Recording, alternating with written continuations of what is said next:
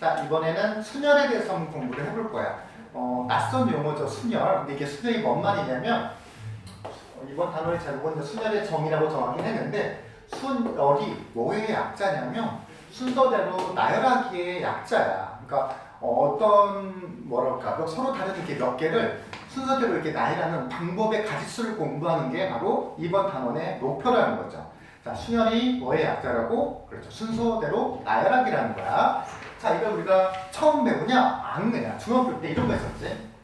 중학교 때 A, B, C, D, E 5명이 있다. 이 중에서 반장 1명, 부반장 1명 뽑는 경우의 수를 구하라고 하면 우리가 중학교 때 어떻게 했냐면 그러니까 반장, 부반장 뽑는 경우의 수를 구하라고 한다면요. 반장은 5명 중에 하나 뽑으니까 5가지, 그리고 부반장도 뽑아야 되죠. 그러니까 고배 법칙이겠죠. 그래서 부반장은 아까 반장 뽑은 거 빼고 나머지 거 4명 중에 하나 해서 이렇게 곱해서 계산하는 게 바로 중학교 때 배웠던 순열인 거야. 근데 이런 용어만 쓰지 않았던 거죠.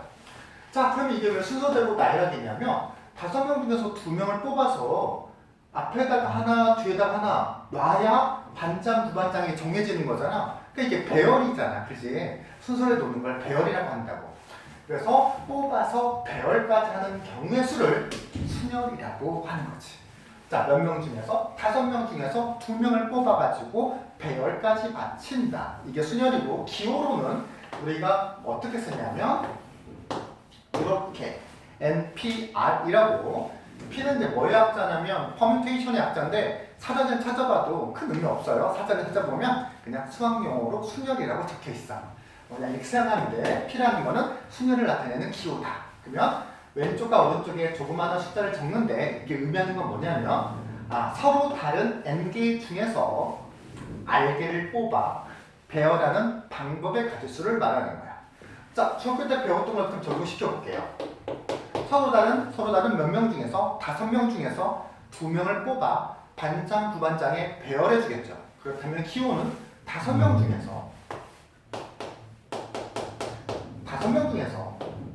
2명을 뽑아 반장, 부반장 그 칸에 배열까지, 나열까지 해주는 거니까 기호는 P가 된다는 거죠. OPE라고 읽으면 돼. OP를 계산하는 방법은 역시 저기가 배웠던 방법 그대로 5 곱하기 4 하면 끝나겠죠. 자, 이거를 일반화 시켜볼 거야. 여기서 일반화라는 거는 문자화 시킨다는 뜻으로 이해하면 될 것 같아요. 자, 그렇다면 NPR, 서로 다른 n개 중에서 r개를 뽑아서 배열을 해줘야 되잖아, 순서대로. 그러니까 첫 번째 자리, 두 번째 자리 뚜둑 해서 r번째 자리까지 뽑아줘야죠. 첫 번째 자리에 들어올 수 있는 경우의 수는 모두 몇 가지야? n가지가 되겠죠? n가지. 일단 여기는 썼던 거 제외하고 넣을 수 있는 경우의 수니까 n-1까지. 이렇게 하나씩 줄여가면서 곱해주면 되겠어요? n-2 이런 식으로 뚜두두두 가게 되면 여기는 뭐가 되냐면 n-r 플러스 1까지가 되겠죠. 즉 n개 중에서 r개를 뽑아 배열하는 방법의 가짓수는 n부터 n-r 플러스 1까지 그냥 내리 곱한다는 거죠. 문자가 좀 어색한 친구들은 숫자로 이해해도 좋아. 6p3 하면 서로 다른 6개 중에서 3개를 뽑아 배열한다. 3개를 배열한다. 서로 다른 6개 중에서 여기 들 수 있는 거 몇 가지? 6가지. 그 다음에는 5가지. 그 다음에는 4가지. 이런 식을 표현하는 거야. 자, 이렇게 표현하는 거를 우리는 뭐라고 부르냐면 내려쓰기라고 일반적으로 표현을 해요. 내려쓰기. 그러니까 중학교 때 계산하는 방법이 바로 그냥 내려쓰기야. 근데 이제 이 내려쓰기 말고 다르게 표현하는 방법이 있는데 그게 바로 뭐냐면 팩토리얼이라는 기호를 이용해서 표현할 수 있는 방법이 있어.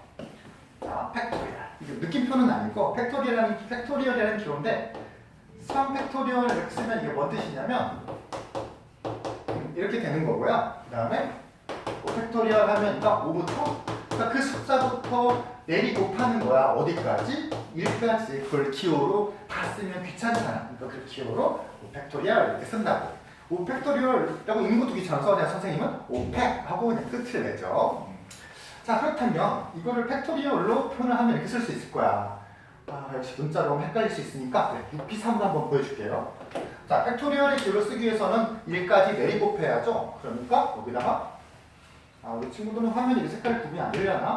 3, 2, 2를 곱하고 분수를 만들고 분모에다가 이렇게 표시하면 우리가 이걸 팩토리얼로 표시할 수 있겠네요.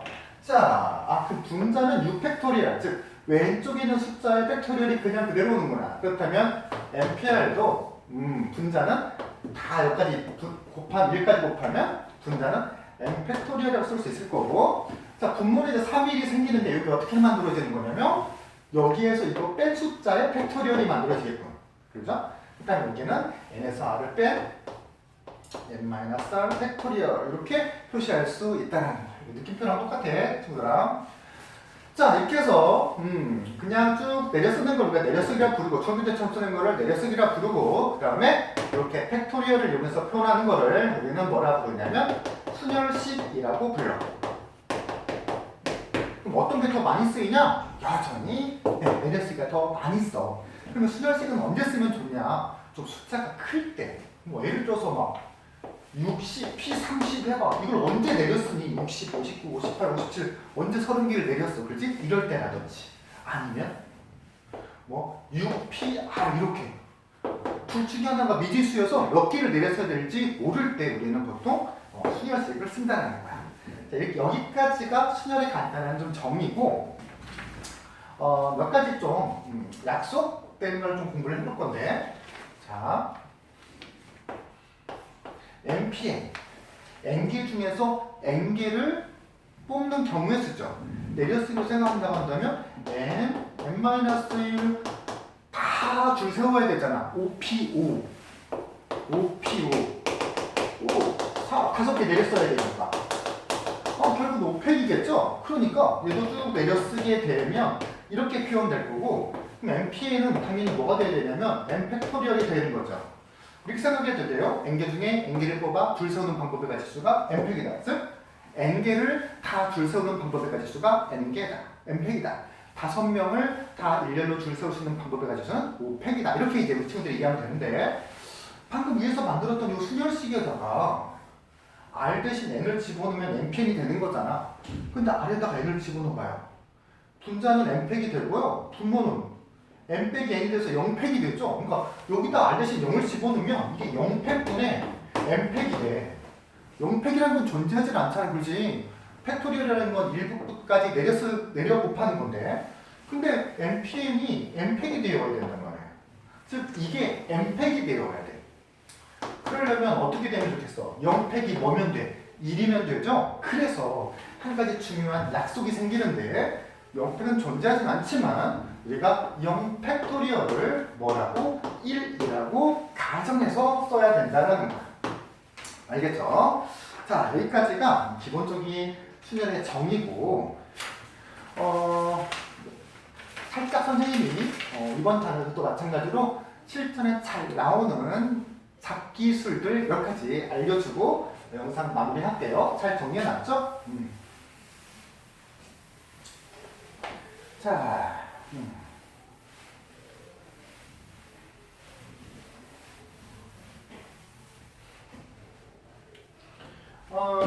첫 번째는요,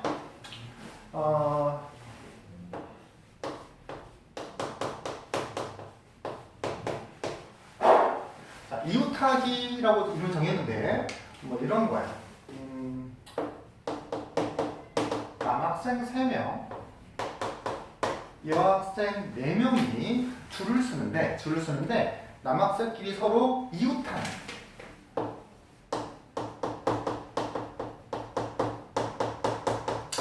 남학생이 이웃하는 경우의 수를 한번 구해보는 걸 할 거예요. 자, 어떻게 할 거냐면 남학생 그 세모라고 표시하면 남학생 1호, 2호, 3호고, 그다음에 여학생을 동그라미 표시해서 1호, 2호, 3호 이렇게 표시를 할게요. 자, 이 7병을 줄 세우는데 남학생이 이웃하는 경우의 수를 구할 거야. 그럼 어떻게 하냐면 얘이 떨어지면 안 되잖아. 떨어지면 안 되니까 얘네들을 이렇게 줄로 꽁꽁꽁꽁꽁꽁 묶어야. 그러니까 한 덩어리라고 생각을 하는 거야. 그럼 모두 서로 다른 몇 개가 있냐면 하나, 둘, 셋, 넷, 얘가 또 볼 거니까 5개가 있죠. 다 5개를 먼저 일렬로 줄을 세워요.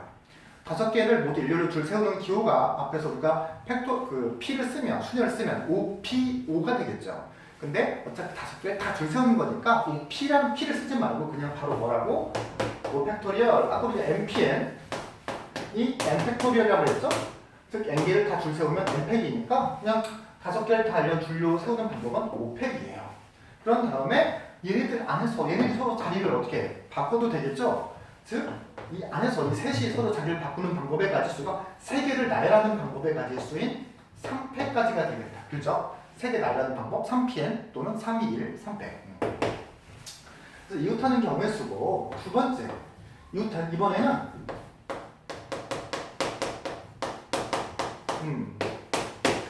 이웃하지 않는 경우의 수를 한번 생각을 해볼 거야. 자, 어떤 친구들이 이렇게 하되 선생님, 이웃하지 않는 경우의 수는요, 이웃하지 않는 경우의 수는 따로 생각할 필요가 없대요. 지금 모두 몇 명이야? 7명이죠? 7명을 모두 다 일렬로 줄 세울 수 있는 방법의 가지수가 7팩이잖아. 그렇죠? 7p 7. 근데 여기서 아까 우리가 구했던 이 남학생 셋이 이웃하는 경우의 수인 5팩 곱하기 3팩을 빼면 남학생 셋이 이웃하지 않는 경우의 수가 나온다고 말하는 친구들이 있어. 근데 맞아? 아니야. 큰 오류가 있어요. 그죠? 남학생이 이웃하는 거 남학생 셋이 이웃한다는 것은 셋이 다 이렇게 뭉쳐있다는 뜻인 거고 남학생 셋이 이웃하지 않는다는 거는 어떤 두 명도 붙어있으면 안 된다는 거야. 3명이 다 이렇게 떨어져 있어야 된다는 뜻인 거거든. 근데 전체 경우의 수에서 남학생 셋이 다 이웃하는 경우의 수를 빼버리면 이 안에는 뭐가 들어있냐면 남학생 둘은 붙어있고 하나는 떨어져 있는 경우의 수가 이 안에 들어있거든. 그럼 남학생 둘은 붙어있고 나머지 하나가 떨어져 있으면 이게 남학생이 다 이웃하지 않는 건가? 아니잖아. 그렇지. 그래서 이웃하지 않는 경우의 수를 구할 때 절대 이렇게 빼서 여사건으로 구하면 안 된다는 거야. 그럼 어떻게 하느냐? 남학생 이웃하면 안 되니까 먼저 이 여학생 4명을 먼저 줄을 세우세요. 너네부터 먼저 줄을 서봐. 먼저 배열을 해. 그럼 어떻게 돼요? 4팩이 되겠죠. 그럼 4팩을 하면 여학생 4명이 어쨌든 이렇게 줄을 섰고 그 다음에 이 빈자리 그죠? 하나, 둘, 셋, 넷, 5개의 빈자리가 생기지 이 빈자리에 남학생이 들어가면 되는 거잖아. 그렇죠? 즉 서로 다른 몇 개의 자리 중에 5개 중에 3개를 골라 남학생을 배열해주면 된다는 거죠. 여기 키로 어떻게 되겠어? 여기 5개의 자리 중에 3개를 골라 남학생을 배열까지 해준다. 5p, 3 이렇게 쓸 수 있겠죠. 이게 바로 이웃하지 않는 경우의 수가 되는 거야. 자, 원래 이 경우의 수라는 거는 유형을 한번 알려주기 시작하면 실은 끝이 없고 내용이 되게 길어지거든. 그래서 선생님이 가장 자주 등장하는 이웃하기와 이웃하지 않는 방법의 개수 한번 설명을 해봤어요. 자, 이렇게 해서 선생님이 간단하게 순열의 정리를 공부했고 그다음에 다음 시간에 또 이제 여러 가지 응용에 대해서 다시 한번 이야기를 해주는 시간을 가질게요. 안 꺼진다.